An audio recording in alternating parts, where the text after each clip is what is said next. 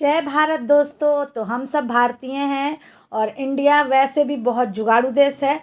तो हम house wife कैसे नहीं जुगाड़ करें। और आज मैं आप लोग के साथ जो ट्रिक शेयर करने जा रही हूँ वो बिना मेहनत किए हुए, बिना पैसे खर्च किए हुए अपने घर को बिल्कुल साफ़ सुथरा और चमका दूंगी मैं। तो फ्रेंड, ये मेरी मिक्सी 18 साल पुरानी है, 18 साल पुरानी। और बस मैं बिम लिक्विड का एक ये जो बॉटल है, ये टोनर का बॉटल है, गुड वाइब्स का। उस टोनर के बॉटल में डाल के बस मैं हल्का सा स्प्रे कर करके इन सबों को बस ये वाले हाथ वाले ग्लव्स से मैं इस सभी को पोछा लगा दूंगी। बस पोछूंगी और बहुत जल्दी चमक जाएगा। मुझे कॉलिन वगैरह मुझे उतने पसंद नहीं है, उसमें उसमें दाग धब्बे नहीं जाते हैं, क्योंकि किचन का अप्लायंसेस होता है तो उसमें तेल वगैरह लग ही जाते हैं। तो यहाँ पे मैं मिक्सर और बोर्ड, जो ये बोर्ड का वाला स्विच है, ये भी बहुत गंदा हो जाता है बार बार उंगली रखने से। तो ये सभी को मैं साफ़ कर लूँगी। और ये फ्रिज भी बहुत पुराना फ्रेंड, 18 साल पुराना। और इसे भी मैं बिल्कुल इसी तरह साफ़ करती हूँ वीक में। तो बिना थके हुए इसलिए फ्रेंड, क्योंकि हम हाउसवाइफ अपना खाना पीना छोड़ के और यही सब कामों में लग जाते हैं। ये काम करने के वजह से हम लोग खाना पीना टाइम से नहीं खाते हैं और पहले सोचते काम कर लें। तो बिना थके हुए, क्योंकि मेरा घर का सारा काम 9:30 बजे तक हो गया था। अब मैं थोड़ी देर के बाद खा रेस्ट वेस्ट की और मोबाइल वगैरह चलाई और इधर मैं खाना बिठा दी हूँ। और उसी टाइम में मैं इस काम को कर लूँगी। तो टाइम भी बचेगा फ्रेंड, क्योंकि अगर जब तक हम खाना बनाएंगे, चावल बनाने में टाइम नहीं लगता है ज़्यादा। मतलब सब्जी वगैरह में तो किचन में आप साथ में लगे रहो। तो हम लोग बिहारी लोग तो जानते हैं फ्रेंड, चावल दाल बनाते हैं। तो इधर मैं कुकर में चावल दाल बिठा दी हूँ और लगे हाथ इधर साफ़ भी कर रही हूँ। तो देखिए मेरी मिक्सी और फ्रिज कितना चकाचक है। कोई बता सकता है ये 18 साल पुरानी मिक्सी है, आप देख लीजिए, बहुत पुरानी मिक्सी है। और ये फ्रिज भी 18 साल पुराना, और कभी भी ये डॉक्टर के पास अभी तक नहीं गया और भगवान ना करे जाए। और देखिए बिल्कुल चमचमाता हुआ बोर्ड।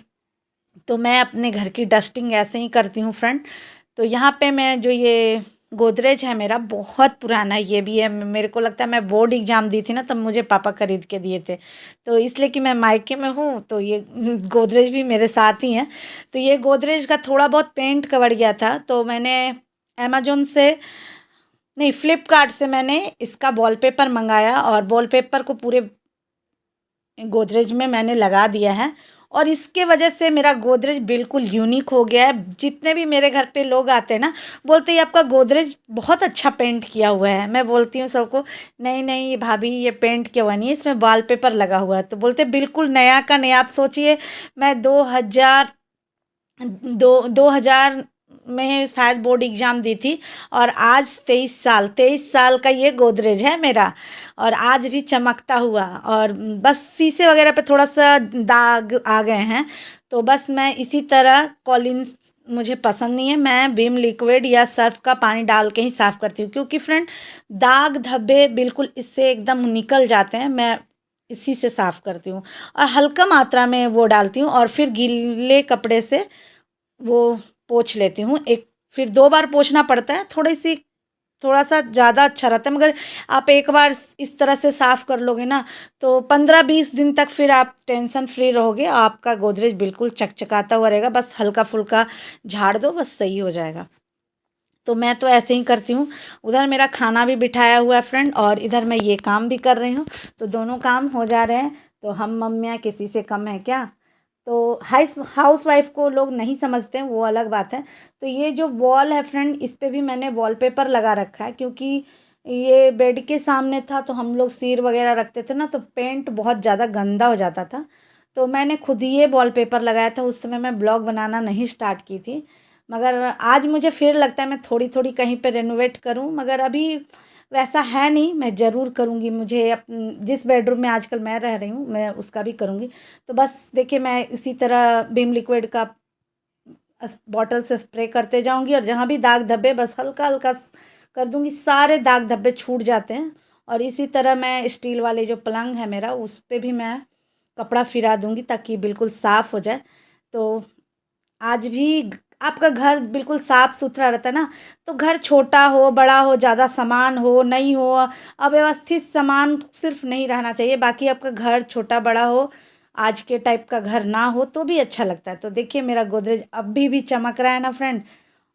और मेरा बेटा पीछे है बैठा हुआ है क्योंकि आज वो स्कूल नहीं गया है। और ये जो ना स्टिकर वाले दाग लगा हुआ है, मैं उसको खुरच नहीं रही हूँ, इसलिए नहीं खुरच रही हूँ फ्रेंड कि हो सकता है वहाँ पे पेंट फेड होना हो जाए इसलिए। तो और ये टेबल पे भी मैंने जो वॉलपेपर बचा था वो लगा दी थी, मगर ये टेबल ना फ्रेंड, इस पर मैंने कभी कपड़ा वगैरह नहीं डाल के रखा था, बस ऐसे ही मैं इस पर बच्चे लोग कभी कभी खा लेते थे तो इसलिए मैं ऐसे ही छोड़ दी थी। ये टेबल बहुत ज़्यादा गंदा हो गया, तो मैं इसका सोच रही हूँ आज इसको अच्छे से साफ़ करके इस पे कपड़ा डाल दूंगी ताकि ये टेबल टाइप का अच्छा लगने लगे ये, क्योंकि ये ख़राब हो गया वॉलपेपर।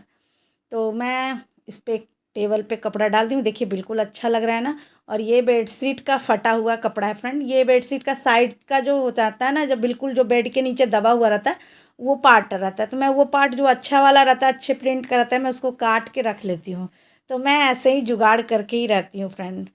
और यहाँ पे मैं आ गई हूँ किचन में, तो किचन के डब्बे वगैरह और ये जो कार्टन है, ये किसी कूट का डब्बा है, मतलब किसी सामान का डब्बा है। तो इसको मैंने बस किचन ऑर्गेनाइजर बना रखा है।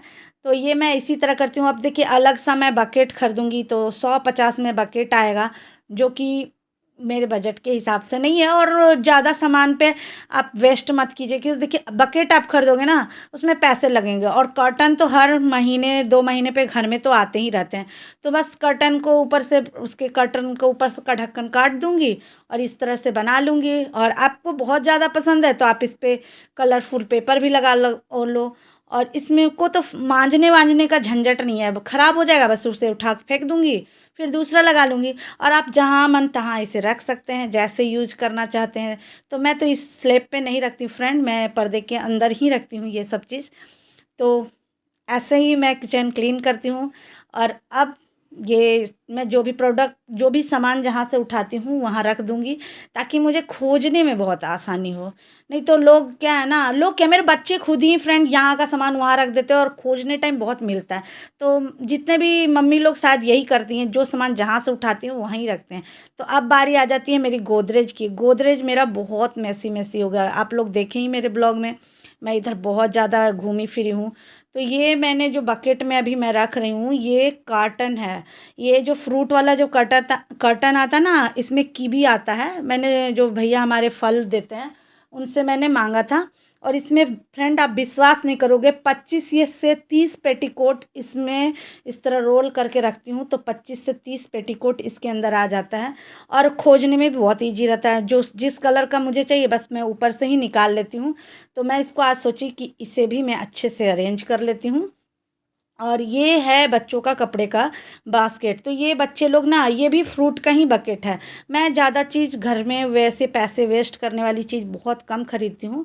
तो यहाँ पे मैं इस बकेट में बच्चों का टी शर्ट और पैंट को रखती हूँ मोड़ मोड़ के। तो ये देखिए इस तरह रखने से देखिए बच्चे लोग भी इजी से बस नीचे से स्क्रॉल करते हैं और खींच के निकाल लेते हैं। और देखिए कितना अच्छे से मैंने बकेट में अरेंज कर दिया है। तो विदाउट खर्चा का ये आपको फ्रूट वाले भैया लोग दे देते हैं, वो बहुत, ये लोग क्या करेंगे इसका, ये लोग 10-20 में दे देते हैं, मुझे तो भैया फ्री में दिए हैं। पता नहीं वैसे ये आप लोग के यहाँ क्या मिलता हो। तो आप इसे गोदरेज में रख सकते हो। बस मैंने जब फ्रूट वाले भैया से लाया था, अच्छे अच्छे से साफ़ वगैरह करके मैंने इसे रख दिया। अब देखिए कितने अच्छे से मैंने इसे इस गोदरेज के अंदर के साइज़ में ये बिल्कुल फिट हो गया है। और बिल्कुल मैं जब चाहूँगी बस इसे निकाल के और अपना जो भी सामान है वो निकाल लूँगी। तो आप इस तरह से अपने छोटे मोटे चीज़ों से अपने घर को बहुत अच्छे से ऑर्गेनाइज कर सकते हैं। थोड़ा मेरा गोदरेज का एक पार्ट थोड़ा सा मैसी मैसी हो रखा है, अभी तो फ़िलहाल दुर्गा पूजा के बाद मैं सारे चीज़ों को सेट करूँगी, क्योंकि दुर्गा पूजा में बहुत ज़्यादा गोदरेज व्यस्त होने वाला, मैंने अस्त व्यस्त होने वाला है। तो अब बारी आ जाती है, मैं किचन में ही आ गई हूँ। तो ये जो बकेट है फ्रेंड, ये भी फ्रूट बकेट ही है, जो भैया है मैं उनसे ही ली हूँ। तो ये बकेट को मैंने ऊपर होल्ड कर दिया। यहाँ पे मेरा पहले सिलेंडर रखने का जगह था, मगर ये इसमें सिलेंडर मिस्त्री कैसा बने या सिलेंडर अटा ही नहीं। तो ये जो कर्टन अभी मैं घुसाई हूँ, उस कर्टन जो गेट का टुकड़ा होता है ना, वो टुकड़ा है। तो बस वहाँ पे मैं 2 कील लगा के एक बीट सा ठोकवा दी हूँ, और उस पे एक वो प्लेट डाल दी हूँ, और ताकि ये बकेट उसके अंदर आराम से अंदर चला जाए। और इसमें जितने भी बड़े बड़े बर्तन हैं फ्रेंड, वो जैसे मैं जो कढ़ाई नहीं यूज करती हूँ इस बकेट में रखती हूँ और बिल्कुल ईजी से बिल्कुल निकल जाता है। तो आप लोग को अगर ये टिप्स अच्छा लगा हो तो मेरे चैनल को सब्सक्राइब कर दीजिएगा और लाइक कमेंट जरूर कीजिएगा। तो मिलते हैं एक नए से अच्छे से ब्लॉग के साथ फिर से।